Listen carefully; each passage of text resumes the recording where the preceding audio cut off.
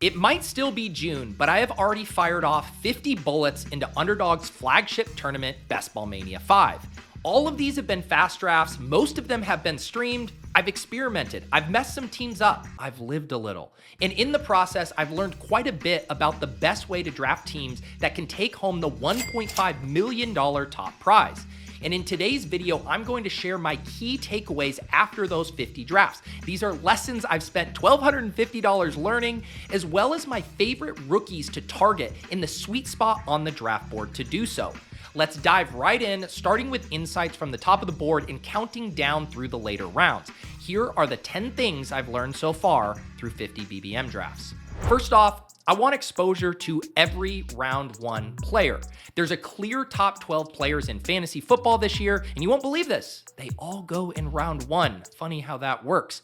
I think all of these players have the talent and situation to finish as the number one player at their position.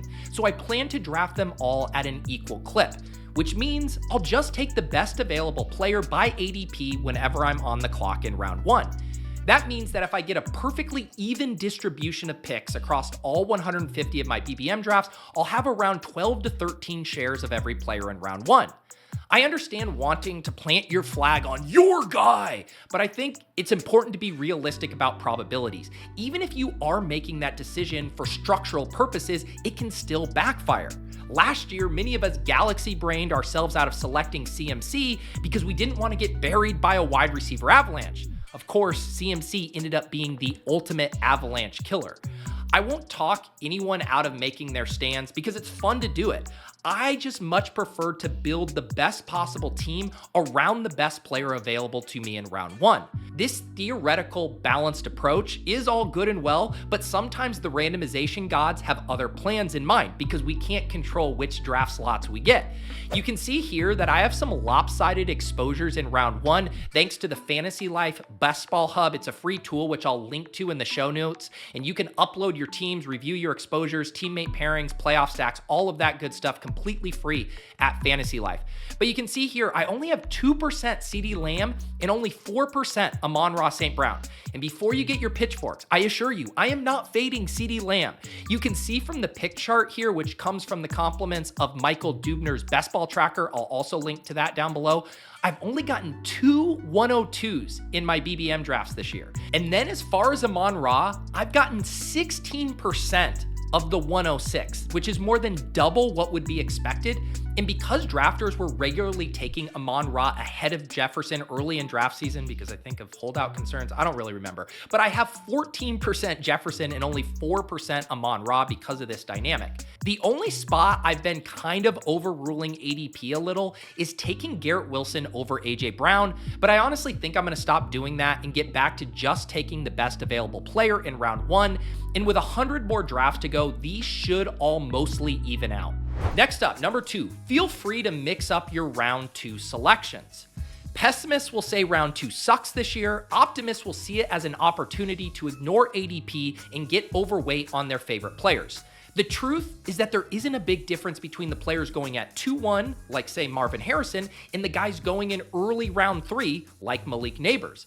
As I wrote in a recent Fantasy Life newsletter, it's a long, flat tier, and you can easily poke holes in every round 2 player or make a case for them to be the first player off the board in the second round. I've already started to mix up which wide receivers I take in the early second round so I don't have the exact same combo of wide receivers at the 1-2 turn solely because of ADP. Thanks to the Best Ball Hub, I was able to see that 33% of my Garrett Wilson teams were paired with Drake London.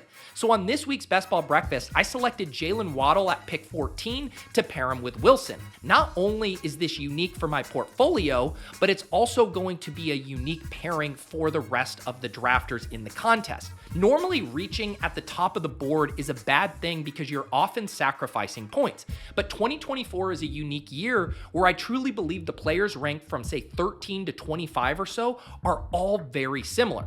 So if there isn't a difference between pick 13 and pick 25, but pick 12 is getting paired with pick 13 35% of the time, I'm just ballparking here, and pick 25 is getting paired less than 1% of the time, it's a no-brainer to mix up your combos in this specific range of the board.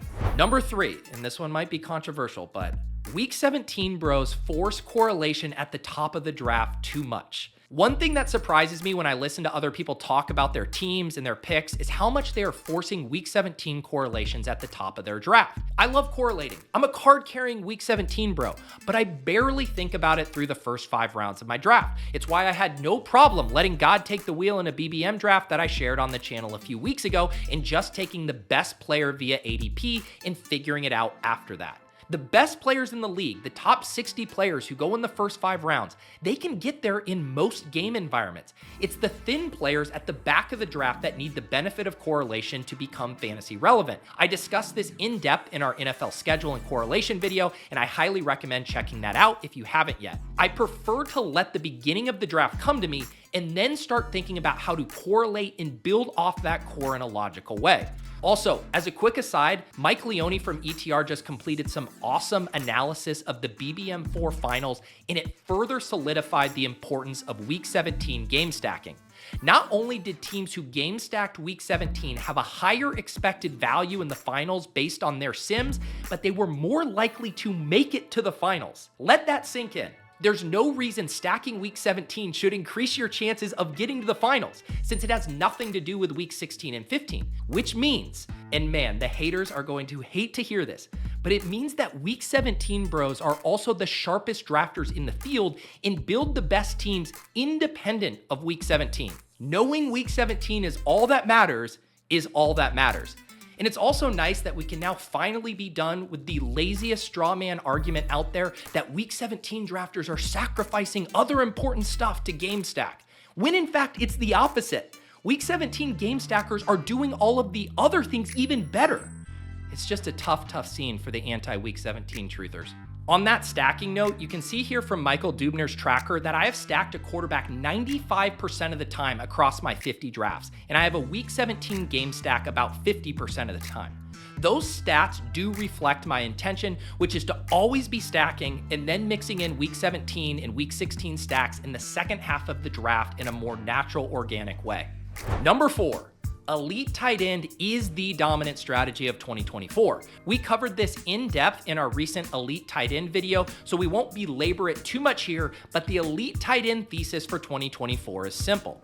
We have the perfect storm this year that makes elite tight ends the dominant strategy for 2024 drafts. Consider these 3 dynamics.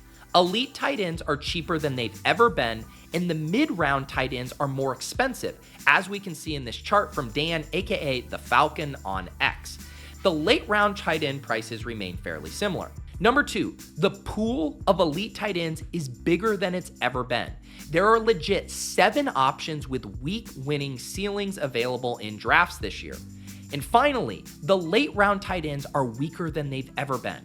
As you can see from my roster construction exposures, I've done elite tight end more than any other structure, 76% of all of my drafts. And as you can see from my elite tight end exposures in the Best Ball Hub, I'm rarely leaving rounds 4, 5, or 6 without a tight end. I mostly love how these exposures look, though having so much Andrews and so little Dalton Kincaid is mostly an accident. Some of it comes from having more opportunities to stack Lamar with Andrews compared to stacking Allen with Kincaid. Some of it comes from Chess Liam ruining Dalton Kincaid for me with his egregious homerism. But regardless, I do want to boost my Kincaid exposure over the coming months. Number 5, the falling running back value is often a trap. I can't tell you the number of times I've been tricked into snagging the first running back faller I get in a draft. Sometimes it's Achane or Kyren in round 3, other times it's Josh Jacobs or Travis Etienne in round 4, but I've almost always regretted it. Not because the individual pick itself is bad. I love value, I'm a value hound, but because if running backs are falling in a draft, it often means there's going to be an even better running back value later. And once you pull the trigger on the first running back value, it gets very difficult to grab the second one, especially if you've already taken a detour for an elite tight end like I do in most of my drafts. I can give you guys a few examples of how this has backfired. In a recent Swolecast draft, I grabbed ETN 8 picks past ADP, at pick 48. I paired him with a CMC start. But then I had to pass on Kenneth Walker at pick 73 because I didn't want to fall behind at wide receiver with 3 early running backs. A similar thing happened in a best ball breakfast draft with Karain. We grabbed Devon Achane at pick 27, but then we had to pass on both Kenneth Walker and Rachaad White at pick 72 for DeAndre Hopkins because we had already taken 3 detours away from wide receiver. When I look back at the board in these instances, I almost always prefer the 2v2s where I take the wide receiver early and then grabbed a later running back faller. Karain and I actually corrected our mistake on the most recent episode of Best Ball Breakfast. Instead of grabbing a falling Rachaad White in our draft, we caught up at wide receiver. And the 2v2 here ended up being Keon Coleman and Zach Moss versus Rachaad White and AD Mitchell. Give me that Keon Coleman, Zach Moss side every single time. This isn't to say you shouldn't ever select a running back in rounds 3 through 6. It's just that I want it to either be an extreme value or I want to have taken very few detours away from wide receiver in a way that facilitates the extra running back click. Speaking of which, don't leave round 7 without at least 4 wide receivers. There are no hard and fast rules to drafting best ball teams, but I've hated any of my teams where I don't have at least 4 wide receivers before round 7, and most of the teams where I didn't have 4 wide receivers before round 6. It's not that you can't make it work. The wide receivers available in rounds 8 and 9 are stronger this year than they were last year, with guys like Tyler Lockett, Courtland Sutton, and Mike Williams all going in that pocket. But it's the fact that the running backs are by far the best picks in this same range. So you're fighting against the value pockets of the draft board when you're forced to take those wide receivers. I have taken 4 wide receivers before round 7 in 92% of my drafts, but I have been more willing to push wide receiver 5 since I only have had 5 wide receivers before round 10 78% of the time. My favorite constructions have 5 wide receivers and 1 tight end through 7 rounds, and then I ignore wide receiver until the 140 range when you can circle back and start attacking the rookie wide receivers, which I'm going to highlight here in 1 second. But first, number 7, push pocket passers in stacks. This one sort of dovetails with forcing correlation too early in drafts. There's a temptation to lock up a stack after you've selected the top wide receiver on an offense, but time and time again, the quarterbacks without rushing upside will fall in drafts. This list includes guys like Joe Burrow, Tua, Jared Goff, Justin Herbert, Kirk Cousins, Matthew Stafford, and Aaron Rodgers. And the reason this happens is a simple dynamic. It's because pocket passers offer very little rushing value, and other drafters do not see the appeal in taking them unstacked. When you take one of their pass catchers, or even 2, there is a less competition in your room for their quarterback services. And this then sets up a dynamic that I think is counterintuitive, because when you grab, say, both Tyreek and Waddle, every bone in your body says Tua is an absolute must for this team. And it's true, but at the same time, the 11 other drafters, maybe outside of the Achane drafter, have zero interest in an unstacked Tua. So reaching for him or even grabbing him at ADP is bad in this situation because he'll almost always fall past ADP in these instances, and you can sneak in another player or 2 before drafting your quarterback. A pro tip for pulling this off successfully is if I have a pass catcher to stack with a pocket passer, I always like to check and see the drafter who has the other pass catcher from that same team, because if they went elite quarterback or did something else, it's even more likely that our guy will continue to fall because there's essentially no one else interested in that quarterback. You'll see some particularly crazy falls with these pocket passers. In an early May draft on Ship Chasing, we got Aaron Rodgers at pick 203 with Garrett Wilson because no one else wanted him. Number 8, the emergency backdoor stacks with upside. In 2024 drafts, there's all kinds of ways to cobble together stacks late if you get sniped, but none line up as perfectly as the New England Patriots and the Denver Broncos. As you can see from this chart from DSP4150 on X, there are no cheaper quarterback and top 2 pass catcher stats than the Pats and the Broncos. With the Patriots, you got the first wide receiver off the board around pick 147 in Jalen Polk, then Javon Baker and Demario Douglas, both in the 180s, and finally the quarterback, Drake May, not until pick 200. With the Broncos, Courtland Sutton is the first wide receiver off the board at pick 93, but then Troy Franklin and Marvin Mims are available at pick 170, and quarterback Bo Nix available at 205. The thesis behind these stacks is trying to identify this year's Texans or the 2022 Jaguars, the offense that outperforms expectations and results in an entire offense being undervalued. A lot of the pushback on stacking up these gross offenses comes from people who are worried about teams like the Patriots only projecting to win 4.5 games. The whole point of the examples is like the undervalued offenses are all the low ones. What was the Texans win total headed? They were very low. The whole point is they're cheap because they're not expected to be good. Well, yeah, I mean, like, hey, John, like, do you think anyone else knows the win total? Like, yeah, we all know the fucking win total. That's why they go in the last round. It's like, I'm not taking them in the third round, John. There are other backdoor stacks that are intriguing, like the Giants, the Panthers, and the Browns. But the combo of rookie quarterbacks with new rookie pass catchers make the Patriots and Broncos not only the cheapest late stacks, but also the ones with the widest range of outcomes, which is something I particularly want to embrace in BBM. I do want to be careful though with not utilizing these too much. We talked about the Drake May starting dynamic in our players to fade video right after the NFL draft, and the drumbeat from New England continues to point to Jacoby Brissett starting a good chunk of the season. I still feel confident May will be starting in the fantasy playoffs, and I continue to draft him in 3 quarterback builds, but I want to just pump the brakes a little bit because if there's one team who might be willing to call our bluff and start Jacoby Brissett for 17 games, it's the New England Patriots. I should also mention both Bo Nix and Drake May are tricky to pair with an elite QB because Lamar Jackson, Anthony Richardson, and CJ Stroud all have the same week 14 bye week. That really leaves Josh Allen as the only optimal quarterback to pair with them in 2 quarterback builds, because if you want an elite QB who can cover for you and you want one who has a later bye, because if you pair May with Hurts, for example, you run the risk of taking a 0 in week 5 when the Eagles are on bye and if May hasn't started playing yet.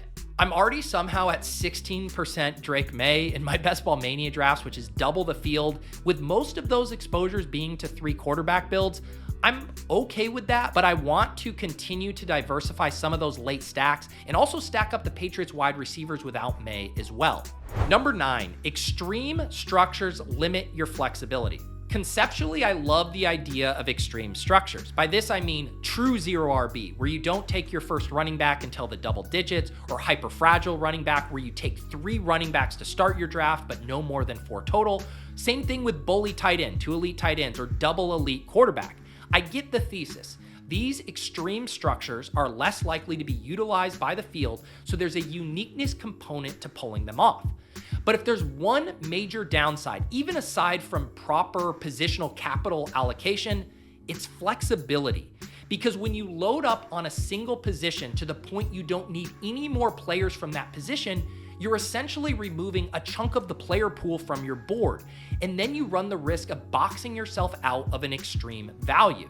On a recent Best Ball Breakfast stream with Sean Siegel, we started our draft with 8 straight pass catchers, 6 wide receivers and 2 tight ends, and I then pushed to select Caleb Williams in round 9 ahead of ADP to stack with Keenan Allen as opposed to selecting our first running back. Here's why. When you do these heavy 0 RB starts where you have a ton of wide receivers and tight ends, we don't really want to be wasting any other additional pass catchers on this roster. Like, we're going to need to spend our ammo at running back. So then that further constricts our ability to backdoor stack. You know, stuff like you do Franklin and Mims with Bo Nix, you do the Giants wide receivers with Daniel Jones. It's like, okay, that safety net's there if you have wide receiver spots to spend. Let's lock up one of these stacks. We don't really have the type of roster that facilitates backdoor stacking. As we mentioned earlier with the running back fallers being a trap, you want to leave yourself flexibility to make the best possible pick on the board for as long as possible. When you're done at a certain position, you wipe out a large part of the player pool and limit your optionality. And when you do go extreme 0 RB, which I think is super viable this year, it's important to lock up the stacks with the pass catchers you have already selected, knowing that you won't have additional wide receiver spots to set up backdoor stacks. Number 10, and here I'm finally going to share some of my favorite rookies, and that is because rookies remain king in Best Ball Mania. I've seen a lot of discussion lately about the rookies being overpriced, specifically the wide receivers. And I will grant they are more expensive than they have been in previous years, so the sticker shock element is real. But I'd argue that this macro ADP shift has moved us to an efficient rookie market, and it's more so a testament to how mispriced they were in the first 4 years of BBM. Remember Garrett Wilson in the 12th round as a rookie? Those were the good old days. When people push back on the rookie prices, I always want them to do the thought experiment of, if you knew what Amon-Ra St. Brown did down the stretch his rookie year, where would you take him in that draft? Or even knowing what Jaden Reed did last year. Or even better, if you were to draft a team for only weeks 15 through 17, what would that team look like? We aren't playing a 17-week median projection game with these tournaments. We are playing a weeks 15 through 17 ceiling game against hundreds of thousands of opponents, which requires us to embrace variance and attack the situations with the widest range of outcomes. And the rookies provide this in spades. Steve Mayette, who has been doing great best ball data work on X at In3USDFS, recently posted a grid showing on average how many points are scored each week depending on how many first or second year players you had on your team. And you can see here the majority of teams select anywhere from 4 to 6 first and second year players, but in BBM4 you can see it was optimal to have anywhere from 6 to 11 rookies and sophomores on your team. So much of the bad best ball analysis comes from people who are trying to analyze players over a 17-week span. But that is not the game we are playing. Literally 75% of the best ball season is weeks 15 through 17. And we can see from Steve's chart that teams who load up on young players see their production spike right after week 9, just in time for the stretch run. And there is one specific pocket of the draft in 2024 where I specifically love loading up on first and second year players. For me, rounds 12 through 14 is this Goldilocks zone for rookies and sophomores. You have my 4 favorite rookie running backs going in this range: Marshawn Lloyd, Jalen Wright, Ray Davis, and Bucky Irving. You also have 2 of my favorite second year backs in Kendre Miller and Zach Charbonnet. And then at wide receiver, I'm almost always grabbing at least one of the 6 rookie wide receivers in this range. That includes Xavier Legette, Ricky Pearsall, Jalen Polk, Jermaine Burton, Troy Franklin, and Malachi Corley. I specifically love this range because there's basically 0 opportunity cost. Go ahead, Rashad Bateman and Adam Thielen and Darnell Mooney, they're all yours, brother. And the entire selling point of this 2024 rookie wide receiver class was its depth. The market has priced up guys like Ladd McConkey and Keon Coleman because of landing spot, and I get it. But I think you can get access to similar production at a fraction of the cost by zeroing in on these round 12 through 14 wide receivers. I always find doing these check-ins and portfolio reviews to be especially valuable as they help inform how I want to approach the rest of my drafts. Here are a few things I plan to do over my next 100 drafts as I move toward maxing BBM.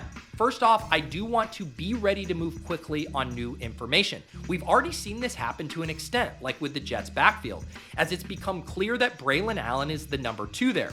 He was a hard click for me in May because of the ambiguity, but it's now something to start mixing in because he's the exact type of player who can make a 4 to 5 round jump over the coming months.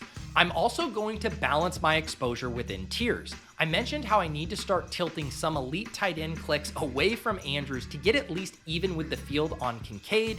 And finally, I do want to continue mixing and matching my round 2 guys so I'm not always funneled to the same round 1 and round 2 pairings just because of ADP. If you're looking for more month-by-month tips on how to attack Best Ball Mania 5, be sure to check out our Ultimate Guide video. We'll see you guys next time in the Deposit Kingdom.